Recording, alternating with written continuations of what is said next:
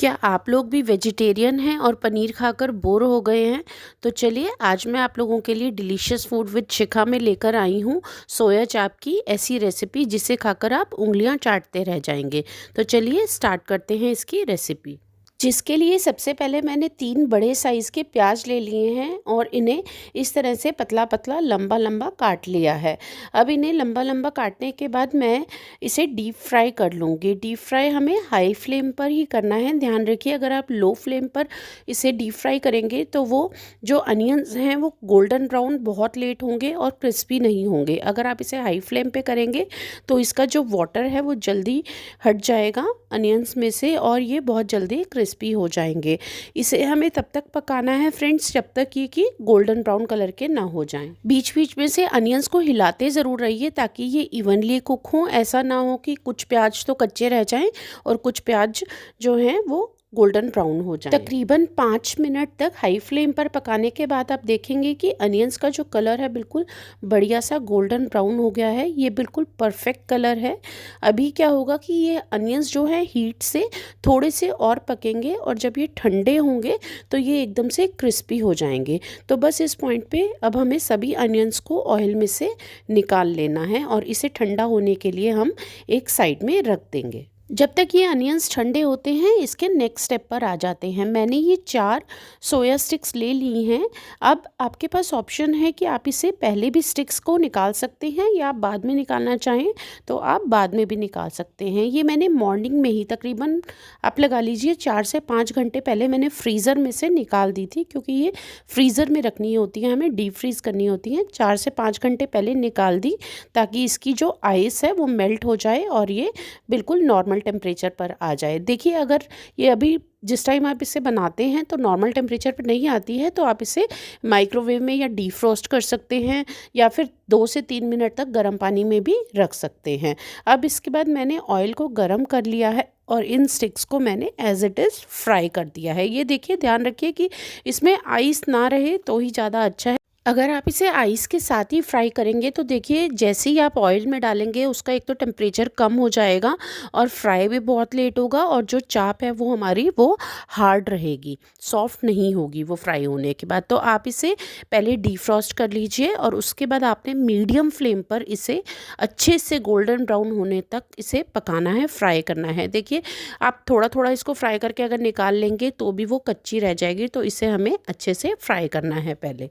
जब आप 4 से 5 मिनट के बाद आप देखेंगे तो ये फ्राई होने के बाद थोड़ा गोल्डन ब्राउन होना शुरू हो गया है, बट ये अभी भी पूरी तरह से पका नहीं है। इसको अभी हमने थोड़ा सा और फ्राई करना है ताकि इसका जो कलर है वो हल्का सा और डार्क ब्राउन हो जाए। बीच बीच में से आप इसे पलटते रहिए, फ्लिप करते रहिए ताकि ये इक्वली फ्राई हो और ऐसा ना हो कि कहीं से तो चाप जो है वो कच्ची रह जाए और कहीं से अच्छे से पक जाए।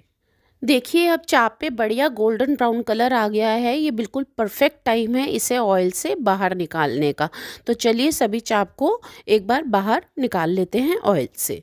इसके बाद हमें क्या करना है, एक बर्तन में गर्म पानी लेना है और उस पानी में हमें आधे से पौना चम्मच नमक का डाल देना है और साथ ही चुटकी भर हींग डाल देनी है।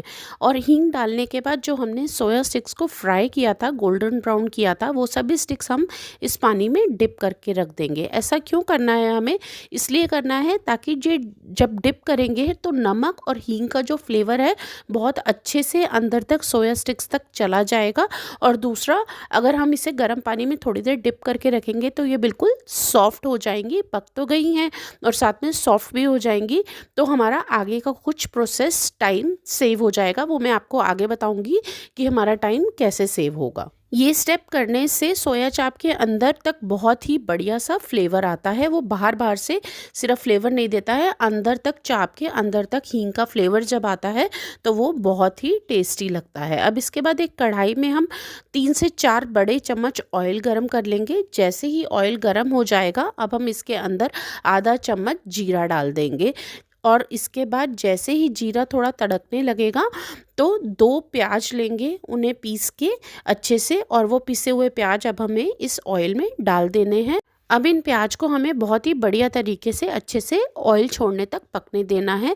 जैसे ही प्याज थोड़ा ऑयल छोड़ने लगेंगे, इसमें अब हम 2 मोटी इलायची और 5 से 6 लौंग डालेंगे। जब ये प्याज के साथ पकेंगे तो बहुत अच्छा सा फ्लेवर देंगे। इसके बाद अब हम इसमें थोड़ी सी कसूरी मेथी लेंगे, तकरीबन आधा से पौना चम्मच, और इस तरह से हथेलियों के बीच में रगड़ कर इसे भी हमें ऑयल में डाल देना है। जैसे ही ये थोड़ा सा मसाला और पक जाएगा, अब हम कुछ सूखे मसाले डालेंगे इसमें। सबसे पहले हम इसमें 1 चम्मच हल्दी पाउडर डाल देंगे, और इसके बाद 1 चम्मच ही देगी मिर्च पाउडर डालेंगे, और साथ में 1/4 चम्मच लाल मिर्च का पाउडर डालेंगे। देगी मिर्च कलर देगा और लाल मिर्च पाउडर इसको तीखापन देगा। अब हम इसमें 2 चम्मच सूखे धनिए के पाउडर के डाल देंगे। अब हम इसे एक बहुत बढ़िया सा फ्लेवर देने के लिए इसमें 2 चम्मच किचन किंग मसाला का डाल देंगे। अब इसमें 2 छोटे चम्मच जिंजर गार्लिक पेस्ट के डाल दीजिए, और अच्छे से मिक्स करके अच्छे से हिलाकर इन सभी मसालों को 2 से 3 मिनट तक पकने दीजिए। जैसे ही ये पकेंगे, थोड़ा थोड़ा ऑयल सेपरेट होना स्टार्ट हो जाएगा। जैसे ही सेपरेट होगा, इसके बाद हम 3 टमाटर लेंगे बड़े साइज़ के, उन्हें भी हम पीस लेंगे, प्यूरी कर लेंगे और इस मसाले के अंदर डाल देंगे। बहुत अच्छे से इसे मिक्स कर लीजिए, हिला लीजिए। और अब हमें ध्यान रखना है कि टमाटर को हमें बहुत अच्छे से पकने देना है। अगर टमाटर अच्छे से नहीं पकेगा तो ग्रेवी जो है बिल्कुल भी अच्छी नहीं बनेगी। तो इसीलिए टमाटर का पकना अच्छे से बहुत ज़्यादा ज़रूरी है। देखिए, हमने पहले नमक नहीं डाला था। अब इस पॉइंट पे जब हमने टमाटर डाल दिए हैं, इस पॉइंट पे हम 2 चम्मच जो है इसमें नमक डाल देंगे, या नमक आप अपने स्वाद अनुसार डाल सकते हैं। और अब इस ग्रेवी को बहुत अच्छे से पकने दीजिए। 4 से 5 मिनट के बाद देखिए ऑयल बिल्कुल सेपरेट हो गया है, टमाटर रिड्यूस हो गया है। इसका मतलब टमाटर बिल्कुल अच्छे तरीके से पक गया है। अब इसके बाद हमें 2 से 3 चम्मच दही लेने हैं। ये मैंने ताज़ा दही लिया है। दही लेकर वो इस ग्रेवी के अंदर हम डाल देंगे। बस हमें ये ध्यान रखना है कि जैसे ही हम दही डालते हैं, हमें उसे छोड़ना नहीं है कढ़ाई में, क्योंकि जो मसाला होता है वो गर्म होता है और जो दही होती है वो ठंडी होती है। तो इसीलिए हमें उसी टाइम फटाफट इसे हिलाना है, नहीं तो दही ग्रेवी में फट जाएगी और वो पूरी ग्रेवी ख़राब हो जाएगी। तो जैसे आप इसे हिलाते रहिए, जैसे ही एक बॉयल आना स्टार्ट होगा, इट मीन्स दही भी पक गई है, वहीं पर आप हिलाना इसे स्टॉप कर सकते हैं। दही एक बहुत बढ़िया सा टैंगी सा फ्लेवर देता है और क्रीमी सा टेक्स्चर देता है इस ग्रेवी को। इसके बाद जो हमने अनियंस स्टार्टिंग में फ्राई करके रखे थे, वो सभी अनियंस भी हम इस ग्रेवी के अंदर डाल देंगे।